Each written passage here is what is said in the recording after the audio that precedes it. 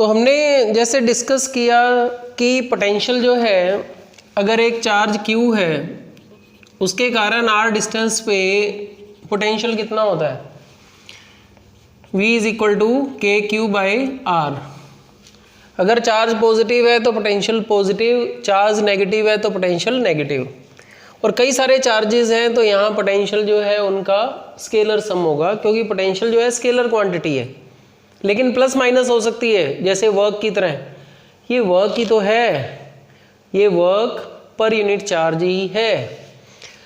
तो अब इससे रिलेटेड अगर एक क्वेश्चन करें, मान लो अगर आपको उसने कह दिया कि एक सोर्स चार्ज है, अगर एक सोर्स चार्ज है, देखो क्वेश्चन किस तरह से आता है, एक सोर्स चार्ज है और उसके कारण किसी पॉइंट पे इलेक्ट्रिक फील्ड जो है वो है 20 न्यूटन पर कूलम। किसी पॉइंट पे इलेक्ट्रिक फील्ड है 20 न्यूटन पर कूलम और पोटेंशियल है उस पॉइंट पे 40 जूल पर कूलम, यानी 40 वोल्ट। तो आपको ये बता दिया किसी पॉइंट पे जो है इलेक्ट्रिक फील्ड कितना है, यानी उसका मैग्नीट्यूड दे दिया और पोटेंशियल दे दिया। तो ये बताना है लोकेशन ऑफ सोर्स चार्ज, जो सोर्स चार्ज है वो उसकी लोकेशन बतानी है। तो मान लो ये चार्ज है और यहाँ पे पोटेंशियल ये होता है, इलेक्ट्रिक फील्ड हमें पता है के क्यू बाई आर स्क्वायर होता है, यानी ये दोनों चीज़ें दे दी। ये दे दिया आपको कितना, ये दे दिया 20 और ये दे दिया आपको 40।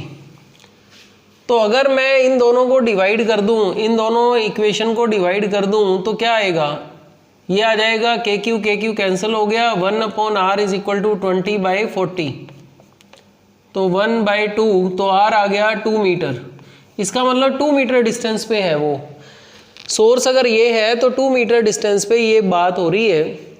और r अगर आ गया तो अब किसी भी इक्वेशन से इस वाली इक्वेशन को ले लें, v कितना है 40 और that is equal to k की वैल्यू होती है 9 × 10⁹। चार्ज निकालना है और r कितना निकाला है 2। तो q आ गया 80/9 × 10⁻⁹। तो अप्रोक्सीमेटली अगर ये 81 होता तो क्या होता, 9 जो approximately 9 nano coulomb, 10⁻⁹ is this much. तो एक तो ये इस तरह का क्वेश्चन हो गया। अब देखो अगर दूसरा कि ये सिचुएशन दे देता है कि दो चार्ज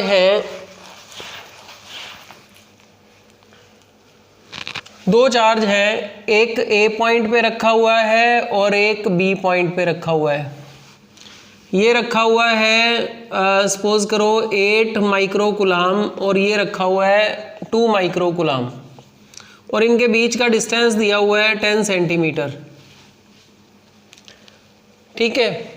अब अगर आपसे पूछा है किसी पॉइंट पे पोटेंशियल, अगर यहाँ से ये P पॉइंट पे पोटेंशियल पूछा है और ये भी 10 सेंटीमीटर दिया हुआ है, तो बहुत सिंपल है। P पे पोटेंशियल कैसे निकालेंगे, P पे पोटेंशियल A का पोटेंशियल प्लस B का पोटेंशियल। A का पोटेंशियल के क्यू बाई आर और इसका के क्यू बाई आर। Q कितना है 8 माइक्रो कूलम, R कितना है 10 और 10 20 सेंटीमीटर और B से कितना है 2 माइक्रो कूलम और ये कितना है 10 सेंटीमीटर। ठीक है। K जो है बाहर आ गया 9 × 10⁻⁹, माइक्रो भी 10⁻⁻6 बाहर ले लिया, नीचे से 10⁻⁻2 भी बाहर ले लिया और एक जीरो और है तो 10 भी बाहर ले लिया। तो अंदर रह गया 8/2 और प्लस ये आ गया 2/1। तो ये 4 + 2 6, तो 6 × 9 9 6 जा 54 और ये आ जाएगा 10⁻³ रह गया और ऊपर जाके 10⁻5 हो गया। अच्छा नीचे एक 10 भी है तो 4 रह जाएगा। तो 540 किलो वोल्ट ये आ रहा है मेरा। ठीक है ना, -1 और ये -5 4 आ गया। तो इस तरह से निकाल सकते हैं। अब अगर इसी क्वेश्चन में ही आपको मैं चेंजेस करके बता रहा हूं, अगर ये चार्ज नेगेटिव होता तो क्या होता P पॉइंट पे पोटेंशियल, तो ये माइनस आ जाता, ये भी माइनस हो जाता, तो 4 - 2 2 हो जाता, 2 × 8 18 किलो 180 किलो वोल्ट हो जाता है। तो जहाँ अगर ये माइनस होता तो ये माइनस आ जाता, ये माइनस होता तो ये माइनस आ जाता।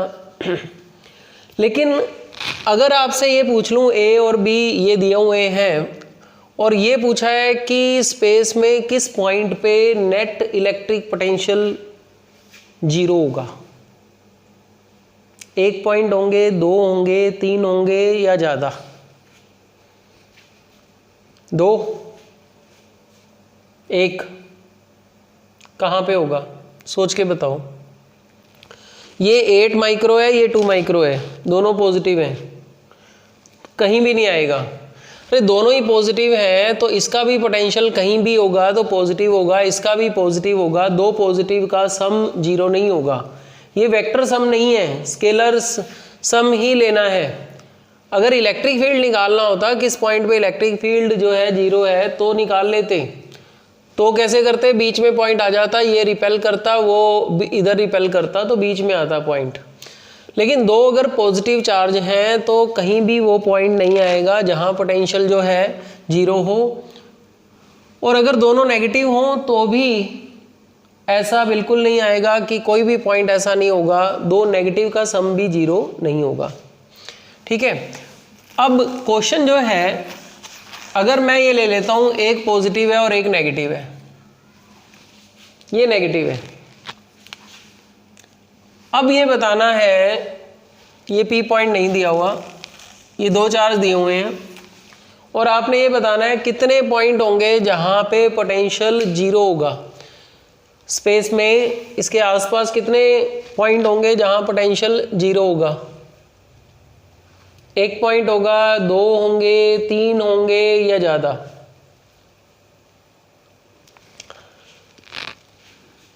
ज्यादा। अब अगर देखो इसको कैसे करना है, इसका आंसर बता देता हूं पहले। ऐसे बहुत सारे पॉइंट होंगे, इनफाइनाइट पॉइंट हो सकते हैं। लेकिन वो क्वेश्चन आपसे कैसे पूछेगा एग्जाम में? एग्जाम में जब क्वेश्चन पूछा जाएगा तो वो ये कहेगा on the line joining, on the line joining. अच्छा, एक नहीं आएंगे, दो आएंगे। लाइन ज्वाइनिंग पे 2 आएंगे और वैसे इनफाइनाइट पॉइंट होंगे। तो लाइन ज्वाइनिंग पे पूछेगा। अगर लाइन ज्वाइनिंग पे अगर देखें तो मैं अगर ये कंसीडर करूं ए के लेफ्ट में या बी के राइट में और ए और बी के बीच में, 3 ऑप्शन है। अगर यहाँ पे कंसीडर करता हूं तो ए का पोटेंशियल और बी का पोटेंशियल दोनों मिलके 0 तब होंगे जब ए का पोटेंशियल और बी का पोटेंशियल मैग्नीट्यूड वाइज इक्वल है और ऑपोजिट है। ऑपोजिट तो है ही, एक पॉजिटिव है एक नेगेटिव है, मैग्नीट्यूड इक्वल होगा तब ये हो सकता है। और पोटेंशियल एक चार्ज के कारण कितना होता है? KQ/R। चार्ज ज़्यादा तो पोटेंशियल ज़्यादा, डिस्टेंस कम तो भी पोटेंशियल ज़्यादा। अब बात ध्यान से सुनना, इन दोनों में बड़ा कौन है मैग्नीट्यूड वाइज? ये वाला ना, 8 ज़्यादा है 2 से। तो इस साइड में चार्ज इसका ज़्यादा तो इसका ए का पोटेंशियल बी से ज़्यादा। और डिस्टेंस किसका कम है, ए का या बी का? ए का। तो डिस्टेंस कम तो ये और ज़्यादा, तो इस साइड में ए का पोटेंशियल बी से हमेशा ज़्यादा रहेगा। भाई इलाका ही ये ए का है ना, तो इसमें ए की स्ट्रेंथ ज़्यादा होगी, बी कभी भी इसको कोप अप नहीं कर पाएगा। इस साइड में अगर देखें तो हम लोग ये कह सकते हैं, ये इन दोनों में बड़ा कौन? ये ए का पोटेंशियल ज़्यादा बी से, क्योंकि चार्ज ज़्यादा। लेकिन इलाका किसका है, एरिया किसका है? बी का। बी के पास है ना, तो बी के पास है तो बी के लिए आर कम है, आर कम है तो बी का पोटेंशियल ज़्यादा। तो एक बी को सपोर्ट कर रहा है और दूसरा ए को सपोर्ट कर रहा है, इसलिए ये पॉइंट एक इधर आएगा। इसके अलावा इनके बीच में भी यहाँ भी एक पॉइंट आएगा। ठीक है, ये P1 कह दो कि भाई इसका पॉजिटिव पोटेंशियल इसका नेगेटिव पोटेंशियल, लेकिन आएगा बी के पास। तो ये रफ वर्क अगर हमने पहले कर लिया ना तो हमें कोई दिक्कत नहीं आती। बुक्स में अगर देखते हैं तो वो दोनों केसेस ले लेता है, फिर उसमें एलिमिनेट करता रहता है कि ये फिजिबल नहीं है और ऐसा है वैसा है। तो आपको इसमें चिंता करने की ज़रूरत ही नहीं है। देखो पहले मैं ये पॉइंट ले लेता हूँ, फिर वो ले लेता हूँ। P पे VP1 मान लो ये डिस्टेंस है x, तो ये बचा हुआ हो गया 10 - x। इसको सेंटीमीटर को मीटर में भी बदलने की ज़रूरत नहीं रहेगी। तो KQ/R प्लस KQ/R और ये 0 लेना है हमने। तो ये कितना है 8 माइक्रोकुलाम और वो कितना है -2 माइक्रोकुलाम। ये डिस्टेंस कितना लिया x और वो कितना है 10 - x। सेंटीमीटर सेंटीमीटर इसमें आके 0 हो जाएगा, k भी कट गया, माइक्रो भी कट गया, ये उधर गया, तो 8/x और उधर आ गया 2/10 - x। मल्टीप्लाई कर दो, सिंपल मैथमेटिक्स, x तो 5x = 40 और x = 8 centimetre. 8 centimetre from 8 microcoulomb charge. ठीक है ना, इसके पास ही आना चाहिए था ना। तो एक तो पॉइंट ये आ गया, और दूसरा पॉइंट यहाँ पे हमने लिया y डिस्टेंस पे। y डिस्टेंस पे लेंगे तो क्या आएगा, इसका पोटेंशियल इसका पोटेंशियल। तो फिर ये लिखेंगे VP2 = KQ/ ये डिस्टेंस कितना 10 + y और ये आ जाएगा कितना y। अब क्या करेंगे, वही चीज 8/10 + y = 2/y, 4y = 10 + y, 3y = 10, y = 10/3 centimetre. Answer centimetre में ही आएगा ना। तो b से 10/3 सेंटीमीटर और इससे अगर देखना है तो 10 + 10/3 सेंटीमीटर यानी 40/3 सेंटीमीटर। तो पोटेंशियल से रिलेटेड इस तरह के क्वेश्चन जो है वो कई बार पूछे जाते हैं। अब बात करते हैं आगे।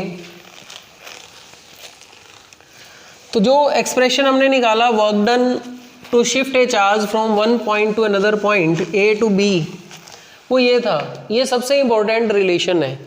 WAB is KQ/Q0 1/R2 - 1/R1। अब अगर इसमें work done per unit charge ये लिख दें तो क्या आ जाएगा, KQ/1/R2 - 1/R1। और ये क्या होता है, potential difference VAB, that is KQ/1/R2 - 1/R1।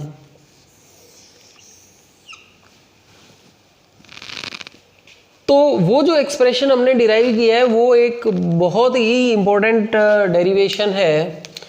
और ये जनरल एक्सप्रेशन में अगर हमने इसको work done per unit charge लिख दिया, वर्क डन कहाँ से कहाँ तक, A से B तक, तो ये पोटेंशियल डिफरेंस भी आ गया।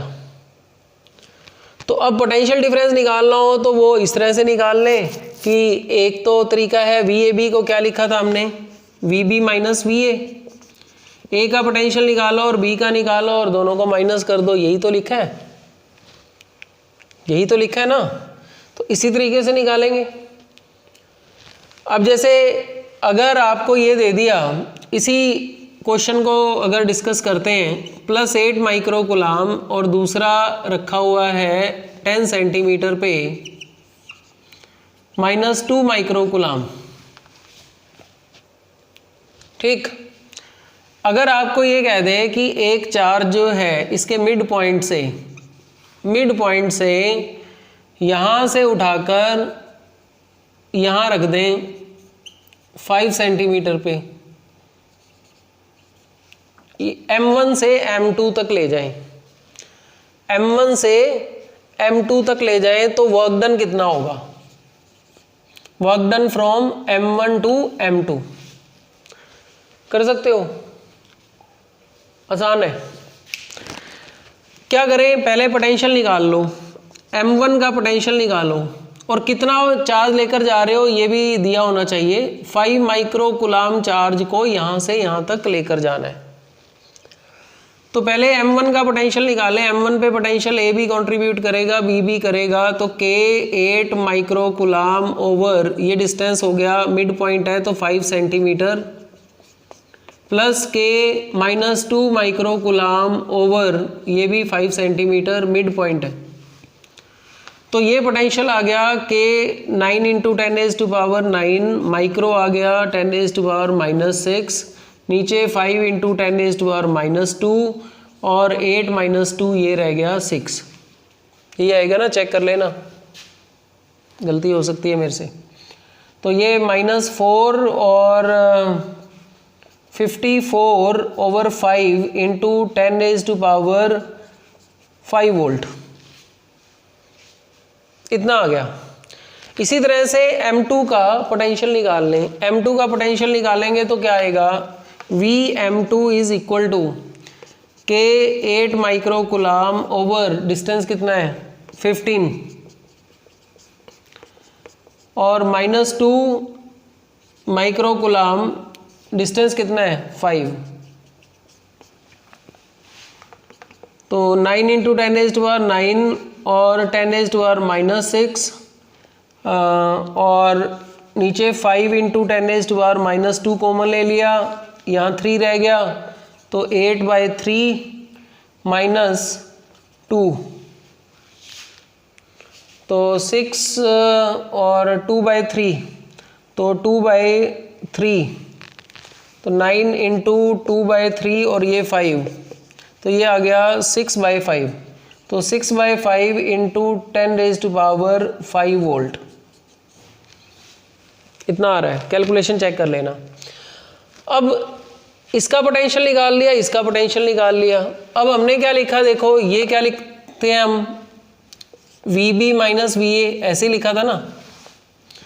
तो work done to shift a charge from A to B is Q0 times VB - VA। A से B तक शिफ्ट करना है। अब पूछा है M1 से M2, तो A की जगह M1 आ गया, B की जगह M2 आ गया, A की जगह M1 आ गया, B की जगह M2 आ गया, और कितना चार्ज शिफ्ट किया Q0, ये कितना दिया हुआ है 5 माइक्रो कूलाम, और Vm2 ये रहा 6/5 × 10⁻5 माइनस, और ये कितना है 54/5 × 10⁻5। अब इसको सोल्व कर ले तो जो रिजल्ट आएगा वो आंसर है। प्लस आता है तो ठीक है, माइनस आता है तो ठीक है। तो 5 बाहर ले लिया, 5 × 10⁻⁻6, 5 नीचे से बाहर आ गया, 10⁻5 ऊपर से बाहर आ गया, ये इस तरह से लिख दिया। तो 5 से 5 कैंसल, ये आ गया 10⁻⁻1 और ये आ गया कितना -48, तो -4.8 joule work will be performed. ठीक है, यानी वर्क जो है वो सिस्टम परफॉर्म करेगा। पॉजिटिव आ जाता तो वर्क डन हमें करना पड़ता, और सिस्टम वर्क कर रहा है तो वो नेगेटिव वर्क होगा। तो इस तरीके से ये पोटेंशियल डिफरेंस वाले क्वेश्चन सोल्व करते हैं। अब देखो इसके आगे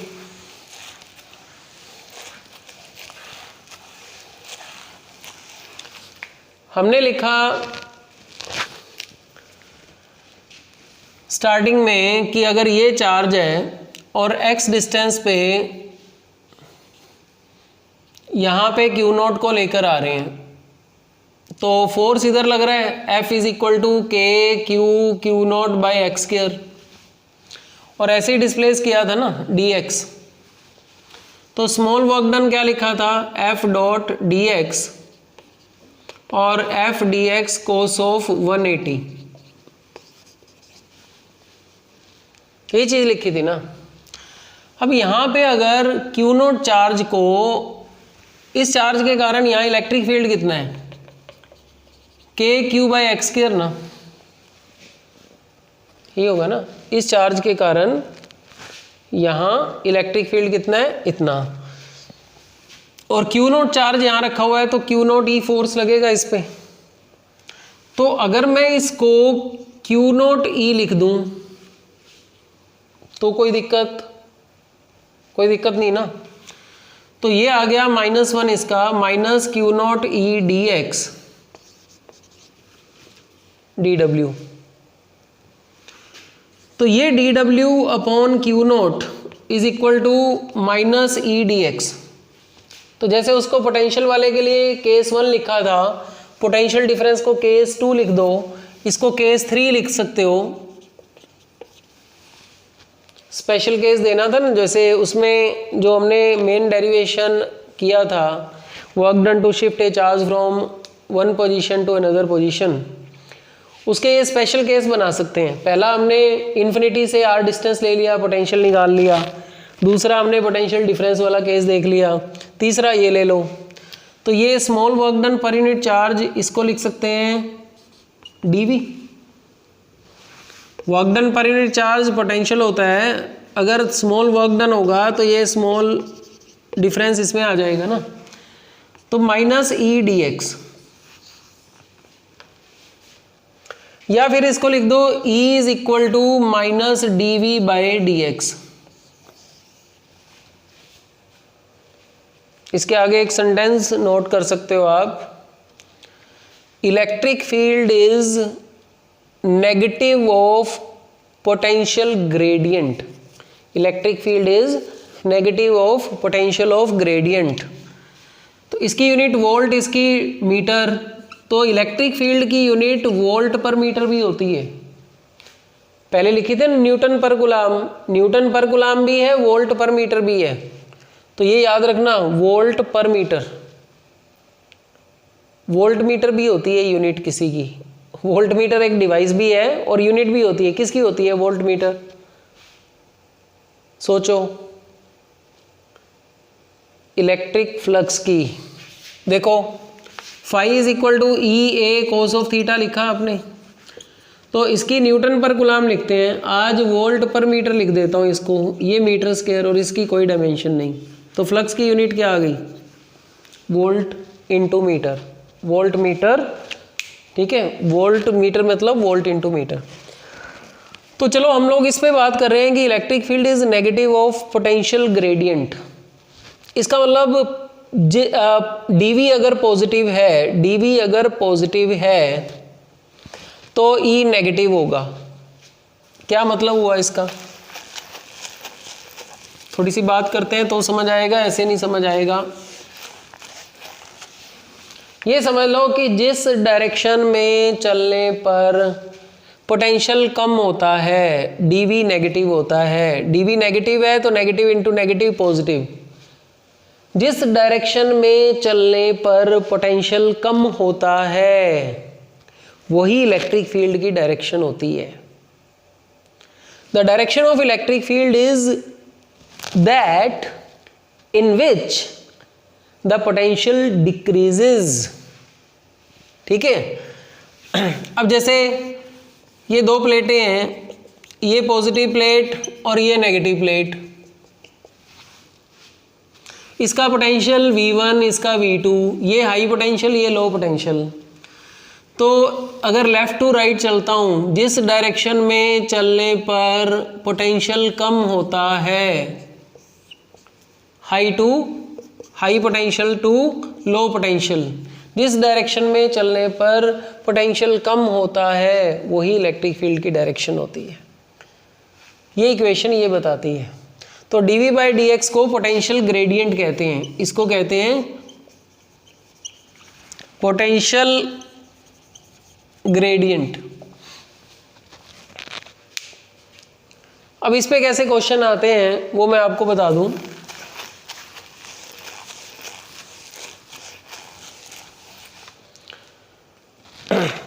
मान लो एक रीजन में पोटेंशियल आपको दिया हुआ है 2x²। इसका मतलब x के साथ पोटेंशियल चेंज हो रहा है, x के साथ पोटेंशियल चेंज हो रहा है। और आपसे पूछा है कि इलेक्ट्रिक फील्ड बताओ at x is equal to 3 metre. Electric field का मैग्नीट्यूड बता दो, इलेक्ट्रिक फील्ड का मैग्नीट्यूड बता दो। तो जब भी इक्वेशन आती है फिजिक्स में, जब भी कोई इक्वेशन आ जाए ना क्वेश्चन में, तो 99% चांस है कि वो क्वेश्चन डिफरेंशिएशन इंटीग्रेशन से होगा। चेक कर लेना। क्वेश्चन आते ही आपका माइंड का स्कैनर इस चीज़ को रिव्यू करेगा कि क्या कोई कनेक्शन है इसका। और जब भी कोई ग्राफ आ जाता है ना, तो हर ग्राफ कुछ कहता है, किसी का एरिया कुछ कहता है, किसी का स्लोप कुछ कहता है, तो उससे क्वेश्चन होने के चांस ज़्यादा होते हैं। अब इसे हम लोग dv/dx अगर लिखते हैं तो dv/dx 2 बाहर आ गया। डिफरेंशिएशन तो करना आता है ना आपको, ठीक है। तो E is equal to minus dv/dx लिख दिया हमने, तो माइनस ये 2x² का 2x, तो E की वैल्यू आ गई -4x। तो क्या इलेक्ट्रिक फील्ड, अगर आपसे वो पूछता है क्या ये अगर पोटेंशियल इतना है तो इलेक्ट्रिक फील्ड कांस्टेंट होगा या वेरिएबल, तो वेरिएबल है। कितना होगा 3 मीटर पे, E की वैल्यू 3 मीटर पे, x इज इक्वल टू 3, तो 4 माइनस तो पॉजिटिव हो गया ना, मॉडुलस ले लिया मैंने, इंटू 3, तो 12 वोल्ट पर मीटर होगा। वहाँ इलेक्ट्रिक फील्ड क्या होगा 12 वोल्ट पर मीटर। ठीक। अब कई बार जो होता है, ये जो रिलेशन है ये हम लोग मैक्सिमम 1D में यूज़ करते हैं जैसे लिखा हुआ है, पर वास्तव में ये जो रिलेशन है ये रिलेशन थोड़ा बड़े लेवल पे है। तो कॉम्पिटिटिव एग्ज़ाम में तो अक्सर जो है वो क्वेश्चन इस तरीके का आता है, 1D में बहुत कम आता है, तो वो भी मैं आपको यहाँ पे बता रहा हूँ। तो जो ये रिलेशन लिखा है E is equal to minus dv/dx, ये एक्चुअली 1D का रिलेशन है। एक्चुअल रिलेशन क्या है, इसको यूँ लिखते हैं, vector E is equal to minus grade, grade मतलब ग्रेडियंट। अब अगर ये वेक्टर नोटेशन में इधर पोटेंशियल तो स्केलर है ना, तो वेक्टर यहाँ पे लगेगा ग्रेड के ऊपर। ये मैथमेटिकल नोटेशन होता है। ये क्या चीज़ है, ये यूँ लिखा जाता है माइनस ये वाला, ये सिंबल भी डेल है, ये भी डेल यानी डेल्टा, ये भी डेल्टा, ये भी डेल्टा, ये भी डेल्टा, और ये डी भी डेल्टा, d/dx ऐसे लिखते हैं ना जैसे। तो ये सारे चेंज को बताते हैं, ये वाले दोनों स्मॉल चेंज के लिए लिखते हैं। तो यहाँ पे हम लोग इस सिंबल को यूज़ करते हैं। तो del v over del x i cap minus del v over del y j cap minus del v over del z k cap. तो इस रिलेशन के पीछे पूरी स्टोरी ये इस तरह से होती है, और ये इलेक्ट्रिक फील्ड है Ex i cap plus Ey j cap plus Ez k cap. ये नोट करो आप। और अब अगर हम लोग इसको इससे मैच करवा दें तो ये वो आ गया, ये x कंपोनेंट ही है। तो मैक्सिमम केस में जो है वो स्कूल एग्जाम में यही रिलेशन यूज होता है, लेकिन आपको पूरी कहानी का पता होना चाहिए। और ये जो डेल लिखा है ये पार्शियल डिफरेंशिएशन में काम आता है। कैसे, क्वेश्चन करवा रहा हूँ। अगर किसी रीजन में v जो है वो आपको दे दिया उसने 4x² minus y cube plus z की पावर 4, ये दे दिया, यानी x y z तीनों पे डिपेंड कर रहा है, पोटेंशियल जो है वो तीनों पे डिपेंड कर रहा है। अब वो कहता है कि इस रीजन में इलेक्ट्रिक फील्ड निकालो 1 2 -1 पे, इस कोऑर्डिनेट में ऐसा यूनिट ले रहे हैं मीटर मीटर मीटर। तो क्या करेंगे, पार्शियल डिफरेंशिएशन देखो, del v by del x, जब आप x के विद रिस्पेक्ट डिफरेंशिएशन करते हो ना पार्शियल में, तो y कांस्टेंट रहेगा। तो x के विद रिस्पेक्ट करेंगे तो 4 सीधा कर रहा हूँ 2x, ये 0 ये 0, del v by del y, तो ये x कांस्टेंट हो जाएगा, z कांस्टेंट हो जाएगा -3y², और del v by del z बताओ कितना, 4z³। अब अगर इलेक्ट्रिक फील्ड का एक्सप्रेशन लिखना हो, हमने इलेक्ट्रिक फील्ड का एक्सप्रेशन लिखना हो तो क्या लिखेंगे, E इज इक्वल टू इसका -8x i कैप इसका भी माइनस यानी प्लस 3y² जे कैप, इसका माइनस 4z³ k कैप। ये इलेक्ट्रिक फील्ड होगा। अब कहाँ पे निकालना है? 1 2 -1 पे। तो E is equal to x को 1 रख दो तो -8 i कैप, y को 2 रख दो, 2 का स्क्वायर 4, 4 × 3 12 j कैप, और z को -1 रख दूंगा तो -1 का क्यूब, -1 आ गया ना, -1 × -4 +4 k कैप। चेक कर लेना, कोई कैलकुलेशन मिस्टेक है तो ठीक कर लेना। इसका मैग्नीट्यूड अगर निकालना है, वो आपको कह दे कि मैग्नीट्यूड निकालो, तो इसका स्क्वायर, इसका स्क्वायर, इसका स्क्वायर, एक वेक्टर का मैग्नीट्यूड याद है ना, ax² + ay² + az² का अंडरवुड।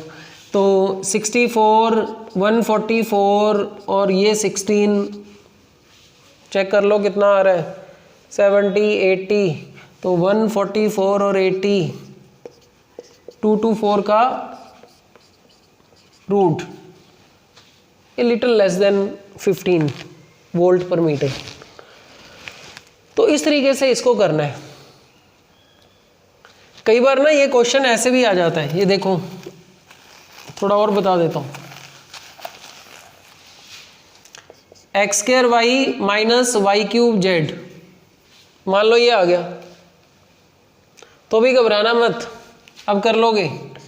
del v/del x के विद रिस्पेक्ट कर रहे हो तो y और z कांस्टेंट है, ये दोनों कांस्टेंट है, तो y बाहर आ गया, x² का 2x, del v/del y, अब y के विद रिस्पेक्ट कर रहे हो, ठीक है, तो x और z कांस्टेंट है, तो x² बाहर आ गया, y का 1, और z बाहर आ गया 3y², और del v/del z क्या होगा? अब z के विद रिस्पेक्ट कर रहे हो तो एक्स वाई कॉन्स्टेंट है, तो ये तो 0 - y³ z का 1। अब इनको उठा के यहाँ रख दो, और फिर अगर ऐसा कुछ पूछा है तो x और y की वैल्यू वहाँ पे पुट करके सोल्व कर लो। तो ये मेथड है इलेक्ट्रिक फील्ड और पोटेंशियल में, ये रिलेशन भी बहुत काम का है, कई बार डिस्कस करते हैं इसको हम लोग।